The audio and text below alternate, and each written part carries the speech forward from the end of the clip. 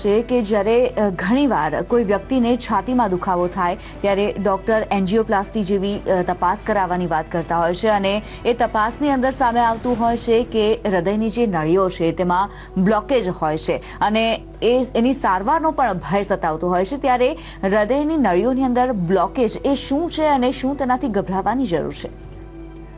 ખરેખર પહેલાં છેલ્લા સવાલનો જવાબ હું તમને આપી દઉં છું કે બ્લોકેજ સમજો ઊભો થાય છે, કંઈ ખબર પડે છે કે આપણને બ્લોકેજ છે, નળીઓની અંદર બ્લોકેજ છે, તો એનાથી ગભરાવાની જરૂર બિલકુલ નથી, પરંતુ સચેત થવાની ખરેખર જરૂર છે। હૃદયની નળીઓની અંદર બ્લોકેજ હોવું એનો અર્થ એવું ના કહી શકાય કે આપણે હાર્ટ એટેક તરત ને તરત આવવાનો છે, કેમ કે હાર્ટ એટેક અને હૃદયની નળી બ્લોક હોવી બંને અલગ અલગ વસ્તુઓ છે।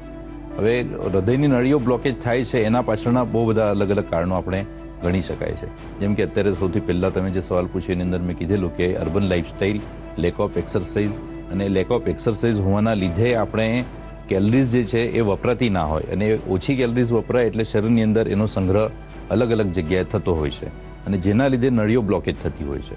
પરંતુ આ સમજો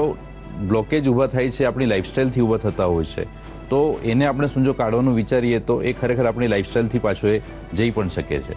એટલે બ્લોકેજ હોવું અને બ્લોકેજ ખબર પડવી એનાથી ગભરાઈ જવાની બિલકુલ જરૂર નથી।